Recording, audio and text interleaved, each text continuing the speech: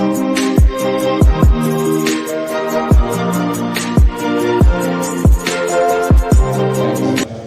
you should be good. So we want to welcome everybody to DEAI Day. We want to welcome everybody to DEAI Day. The whole point of this is to workshop the reality of decentralized AI, which is, it's not a conversation in AI.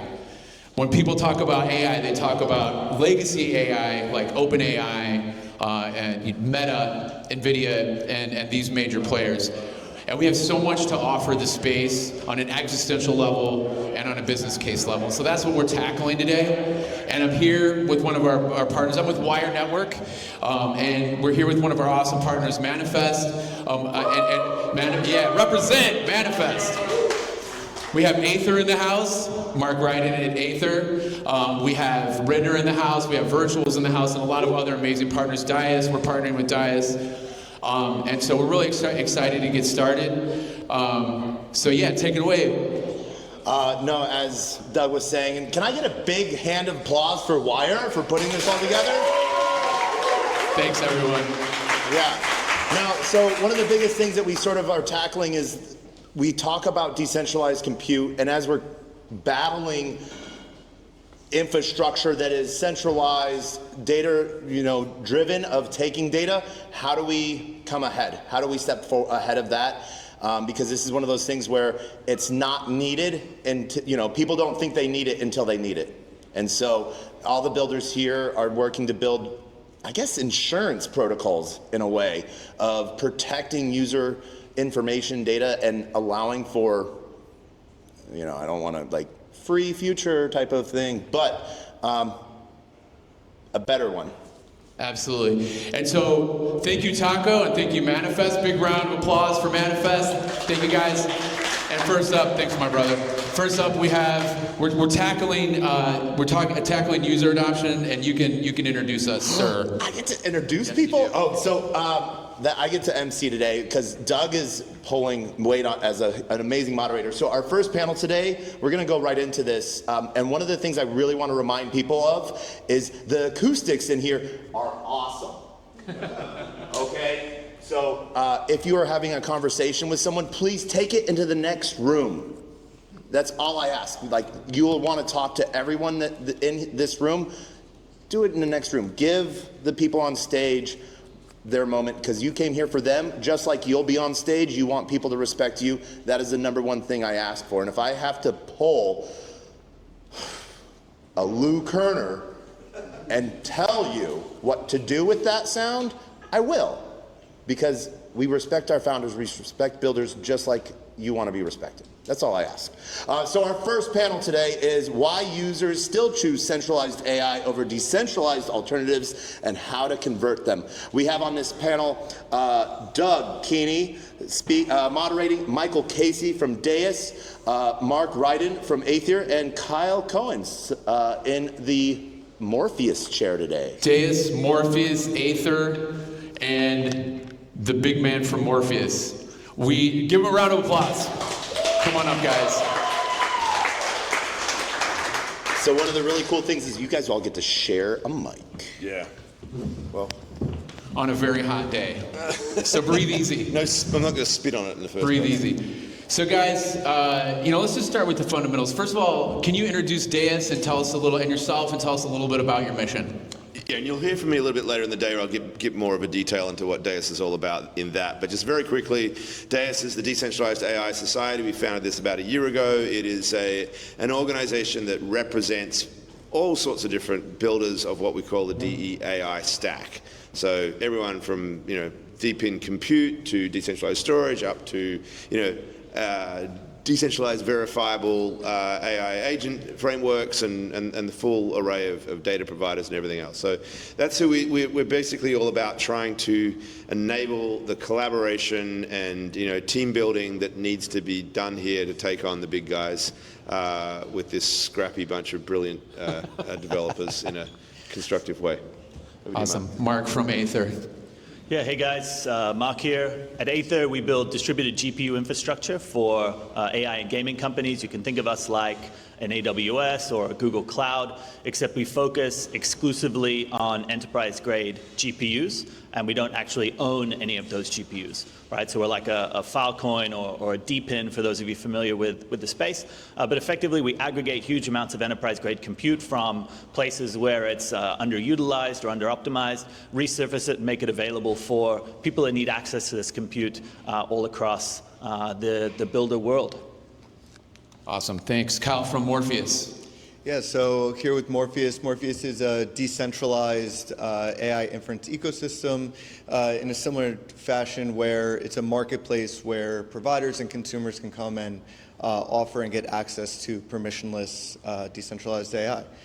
Cool thing about Morpheus is the incentive mechanisms where each person throughout the value chain is being incentivized a different way through the tokenomics that really create a flywheel for kind of a sustainable future of access to AI.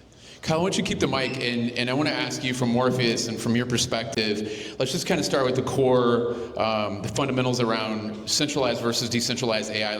What are just in a few sentences, what are the main differences, and then what does decentralized offer that centralized is not bringing to the table? Sure. So I think when you talk about centralized and decentralized AI, you're really talking about a bunch of different layers below that. So you have the aspect of models and you have the aspect of delivery of those models. And when you talk on the model side, you talk about censorship, you talk about privacy, you talk about really trust in what you're using and what you're executing against. And then on the delivery standpoint, you talk about your own data privacy. Do you have access to this? And are you going to be able to access it long-term in a sustainable way? So I think for users, knowing that no matter where you are, no matter if someone tells you you can or can't access it, then you have that access to information you can trust at scale and the access to intelligence. Awesome. Mark, tell us about on the GPU side, which is, if you could also give a couple sentences. I mean, I think everybody knows what compute is about, but can you emphasize how important compute is in the AI stack? Yeah, for sure. I think the easiest way to think about the broader AI ecosystem is that it's three key parts. You have the model, which comes from companies like ChatGPT or Anthropic or Google, right? Then you have the GPUs. They're effectively the engine that's powering the models. And then you have data. And the data is what you effectively feed into this engine that allows the models to kind of improve and gain intelligence over time. So the GPU side is a core piece of that stack. You hear about companies like OpenAI, again, raising a $7 billion VC round, right? This is effectively largely to pay for all of the compute necessary to train those models. So you can't really escape the compute side. On the economics, what percentage of the pie is compute and AI in general? It's a significant percentage, approaching, maybe 80+%, right? It's kind 80% of the economics. In many cases, right? It's similar to the SaaS model back in the day, like 10 years ago, right? Back in the day, yesterday. Back in the past, where you knew effectively if you're giving money to a SaaS company, a significant amount of that would go into paid ads, right? That was their distribution method. Now it goes into compute. So it's a similar logic. It's almost like a rev share that you have to do with your GPU compute provider. Yep. And so decentralized versus centralized on the compute side, how are we looking at that? And then what is decentralized bringing to the table here? I think both types of AI need compute. I think there is a couple of different ways that decentralized compute kind of maybe play a role. For example, if you wanted to host models anonymously, for example, on compute, then that's something you can do via accessing kind of compute through permissionless networks, like a cache, for example. So there are definitely mechanisms that kind of come into play there. I think more broadly, centralized AI is effectively AI with its primary KPI being performance, and that performance is at the expense of all other things, right? And in that instance, compute becomes one of those things that needs just a huge amount of money thrown at it, regardless of the outcome. Awesome. And Michael, from your perspective, tell us about centralized versus decentralized AI, and really what I want to hear from you on is why decentralized is important on not only an economic level, but like on an existential level. Right. Yeah. Okay. So, high-level stuff. Look, I think it's no surprise. The dominant narrative we are hearing, just scroll through any bit of social media right now, and every second item is about how some amazing new development of AI is going to threaten this job or this new way of creating or whatever. So we're all aware of the fact that this technology could just be absolutely transformative. Look, I come from a background of, I'm a journalist, I'm a writer, I've been interested in decentralized systems for quite a while now, and I sort of got quite exercised around the problem of Web 2 and the ownership of our data, and this kind of philosophical point that your data is your personhood in the digital age, and the idea that somebody could control that and then turn it against you algorithmically to manipulate you, which is pretty much the business model for much of what Web 2 platforms was, is an incredibly dangerous and destructive thing, and I think it's been shown that it's had a great deal of harm on society. Take that model and put it into the AI age, and you're putting it all on steroids, and we are now in a very dangerous situation. So the answer to that second part of the question is that is a moral and human existential imperative that we actually blow up the model, because I think Mark said it right. Everything now is defaulting to performance, right? That's the only conversation that's out there is like, oh, look how fast my LM, and then all of a sudden, it's OpenAI is boasting, and then Gemini's come out with its model, and then so on. And it's all about who's the fastest and the fastest.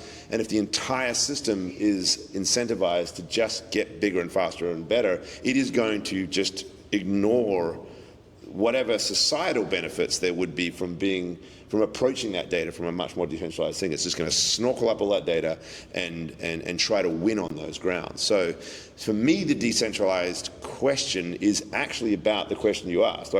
How do we reframe the economics of this? I think it's quite problematic that compute is the only. But why don't we put greater value on data? And why do we measure it in terms of performance and not in terms of, say, outcomes? And if we can start to build and use these technologies to get into enterprises and show that, hey, here's an opportunity for you through privacy preservation and everything else to unlock this incredible data that you have to solve your problems for your needs, and we start measuring the effect of AI based on how quickly, whichever pharma company has discovered a cure for cancer, as opposed to how ridiculously fast this model is, right? Then we have a very different conversation about what the value proposition for society is. And that's why decentralization is important to me. Absolutely. So now, taking it from that very important point to real world, which is business case, in a capitalist run world. So what do users care about? What do you think users abroad, or users in a broad sense, what do they care about? And how do we tap into that within decentralized AI? So users meaning in this case, man on the street or the enterprise? Let's start with man on the street. I mean, I think it's information at your fingertips. It's quickly being able to answer and solve what immediate problem, right? I mean, we can take that from every level, from being, hey, where can I buy a pair of shoes, to, how can I, improve my social media posts and everything else. So there's a sort of a general user efficiency aspect of what AI is, and I think the problem we face in the decentralized AI community is it's not easy to go to that person and say, here's why it should be better. Of course they should be worried about their privacy. Of course they need to be thinking about this. But if they are constantly just looking for that very quick resolution to whatever problem they have at that very minute, it's not necessarily front and center in their So do you think it's a storytelling thing? Do you think Partly. Do you think it's getting into the hearts and minds kind of thing? Yeah. I mean, I think look, in the real world, you'd never leave your door unlocked, right? Right. We have 100%. this deep understanding of protecting our things and our kids and everything that's personally important to us. So there is definitely, it needs to be this understanding that no, this is the same shit. You open up the door to your data, and you're going to be have some really horrible things done to you. So, we need that mindset, and it's not there. No, I think that's a problem when it comes to that particular. I think it's a very different conversation with enterprise. It's almost the opposite, that they are terrified of their data being compromised. Got it. So Mark, on the enterprise side, what do enterprise users care about? Actually, I want to touch base on the user side. I guess a quick question for you guys. Who here thinks they know what the #1 use case for AI is most broadly across the market this year? Taco. Golden image generations? No. For businesses or consumers? Consumers. Categories like productivity or work or, well, the answer is companionship, right? So it's interesting, right? And it shifts across demographics, right? So for example, millennials, our primary use case is productivity and work, right? That's how we see it. We see it through a lens of how can we make it, how can it help us be more productive, be better parents, be better workers. But for the younger generation, it's companionship, right? And this is really interesting, right? Because I think for millennials, for people in the workforce, we've been very conditioned to trade data for productivity, right? We trade data with Google, we trade data with Apple, we give away this information for a better ecosystem experience. And I think we will probably continue to do that trade, particularly as the effectiveness of kind of AI as a productivity tool continues to kind of scale at the rate that it's scaling. I don't necessarily see maybe a scenario where we immediately want to break from that tradition, particularly when we're gaining such gains, right? However, on the companionship side, I think that is an environment where we're natively more conditioned to want privacy, right? Privacy of thought, right? Therapy, right? Even, pushing towards maybe more adult-style conversations, right? These are things that we don't really want exposed to the rest of the world. And I think that, interestingly, the rapid sort of like now #1 use case for AI being companionship is something that will naturally push some of the privacy and data agenda a little bit further than maybe we originally thought. That's really interesting. Yeah, I mean, I certainly agree. I think that there's probably two sides of it. A lot of people don't care about privacy until it's too late, and they get into an event where now I'm going to go the extra mile on privacy, given that I experienced this myself, right? So I think we're probably a couple events away from people really caring about it. What do you think that would take? Like, what do you think it would take for people to care about this? Well, I think the start of it is what happened with all the news around Anthropic, where you send prompts and they get forwarded. I don't know if this is real or not, but they get forwarded to the federal government, if you will. And it's like, I trusted you with my data. I didn't know that you were going to be taking it and storing it and sending it back. And I think that narrative is what will start to change. Like, I need to own my data. I'm having a trustful relationship with you as my AI, that you're keeping me secure, and this conversation is between us, when in reality that's not the case at all. And on the other side of privacy, I think, is censorship, where on that same trust metric of, if I have a companion as my AI, I don't want to be led in a certain direction. I don't want someone to steer my thoughts in a way because of lobbying or because of investment or whatever decisions the people creating and training the model are making. Right? I want to understand the biases. I want to understand the weights and why things are being done a certain way, and that they're not changing. Right? If we look at, I'll give a quick example, but Gemini recently made changes to one of their models where, if you're using it with Claude, now it tells you, I'm really sorry that I couldn't fulfill your requests, and I really disappointed you. I'm going to uninstall myself. And Wow. Just think about the scale of how quickly they can change these models to make major implications to the model's decision making, right? And that's one example. This happens, when you talk about no human in the loop on agents and other things, it's super important to understand how these models work, how they're being censored, and what they're doing. Absolutely.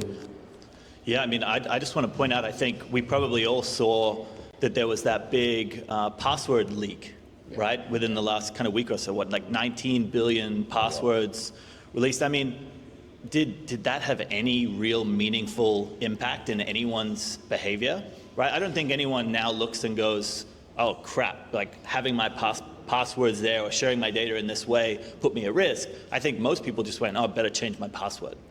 You know what I mean? Yeah. Like what more than that can really happen from an event perspective that encourages people to change their behavior? Because that's pretty big. So then it comes back to business case, right? That's really what it comes back to. So my question is to you, how do we do that? Like, how do we take this reality, like as builders in the decentralized space, we have this understanding, and we're all here for a reason. That we could have made a lot of life choices about the career direction that we chose or the business direction we chose, but here we are. And I think I stand with all of us to say that we are on a similar mission. And so we want to get the bag. We want to be successful on that level, but we also want this other underlying mission. We want to be on the right side of history with that. So my question is, how do we do that? How do we take the business case to align with this mission, this existential? Yeah, well, we didn't get to talk about the enterprise side because, like you were mentioning, I think enterprise. All right, drop it like it's hot. Yeah, I think the enterprise side does more naturally align with what the principles of kind of DEAI are, right? At least in this kind of current window between kind of now and when AI really starts taking people's jobs, like between now and then, I think where your competitive edge is your data and your people, right? Within that window, the overriding performance of the model that you incorporate in-house is less important than one that is privacy preserving for your data, right? I think, we have this period of time, I think now, where adoption of the principles that we have within the DEAI space do align directly with what enterprises are looking for. My wife, she's a lawyer, and she has a ChatGPT style interface in-house, right, that allows her to query case law and their internal document database, right? Is it anywhere near as good as like O3? Like not even. It's probably like ChatGPT 3 level, right?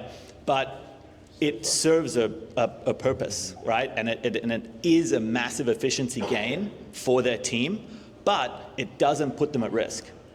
And I think that's a cost trade-off, right? Like you want the enterprise to be able to say, okay, so I'm losing a little bit in performance, but why would I give up the golden goose of my own security around this very important data in return for that? I wouldn't. And so it's just that's the pricing, right? One other thing that I wanted to ask, we're starting to come up on time, you guys, and I really appreciate the insights here from these perspectives. This is why we're here. This is what makes me excited about being involved and doing these events. I want to ask, so David Johnston, the Morpheus kind of champion, the kind of the big face of Morpheus, he said to me many times, and I've heard him say this a million times, and he says that DEAI can be both cheaper and better than centralized AI.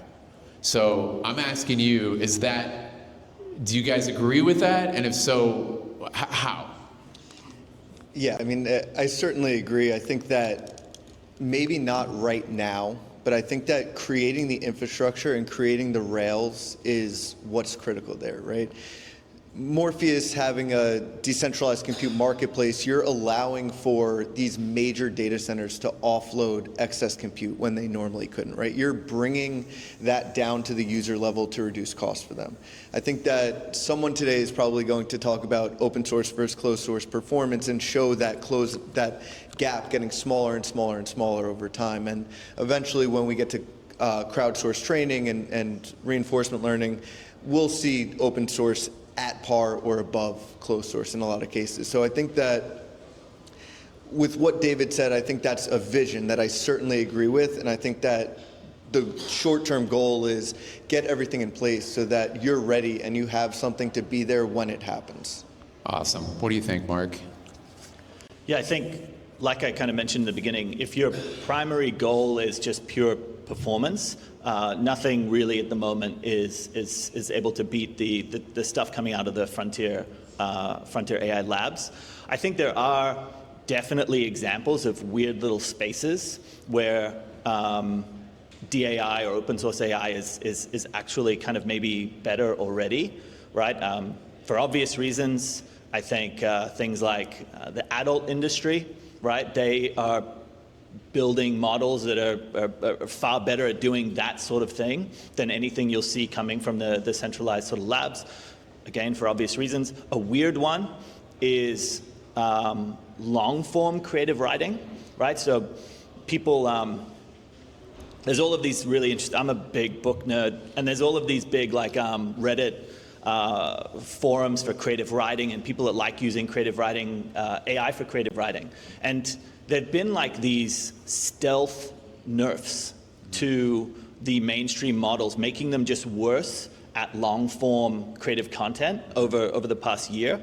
And I think, you know, my tinfoil hat kind of tells me that it's kind of to take away some of the pressure that they feel from journalists and authors, because they have this, you know, whole New York Times lawsuit and all this sort of stuff.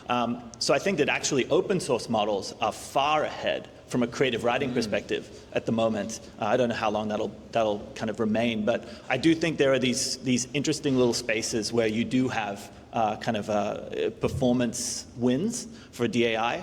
But yeah, in broad use cases, unfortunately, we're just stuck with kind of highly performant centralized models for most things. But again, it's only if you to that David's word better, we use performance as the metric, right? I mean, if we start to look at this from a different perspective, then to me it is better. It has to be better than something that is going to be siloed. I mean, we know from the history of the world that if you diversify the number of inputs and create a greater open market of ideas, you are going to end up with a better result in terms of like intelligence and a variety of innovations. If the only measure is pure efficiency, then yeah, then you're not going to be able to get there, I don't think. I think, you know, we'll get better and better at distributed compute, but we'll always be behind if that's the only measure. But that should not be the only measure. Better is a word that refers to a much broader set of metrics than just speed. Awesome. Okay, and then wrapping up, I'd like each of you to touch on how do we get mass adoption into DAI? All right, since I've got the mic. So look, I'm going to be a little biased because I'm a storyteller. I've spent my life in journalism and telling stories and been up on stage and blabbing. You know, we need to get people to understand that this is a revolution that they want to be part of. To the point I said earlier, that, you know, you're facing a problem far bigger than if you don't have a lock on your house. But you got to think about it the same way. So that storytelling component to this that really gets people to understand. It's been a challenge for some time, but we need to be out there really resonating with people on why this is important and why this is possible. Awesome. Mark? Yeah, I actually think it's going to come through maybe one of the apps that's developed through this kind of companionship angle. I think that as we look to kind of to therapy and companionship through AI, that's going to be a natural alignment with a lot of the privacy preserving data sovereignty stuff that we find really interesting. So I think it's probably going to be a killer app within that space. Yeah. Awesome. On a little different note, I think it's agents, and I think that as people identify the new use cases for agents, even ones that spin up at runtime and perform a task, I think that people will offload more and more and more effort to things that can run themselves. And I think that that will chew up inference like crazy. But as far as adoption and utilization, I expect that more non-people will be using AI inference than people soon. Thank you guys so much.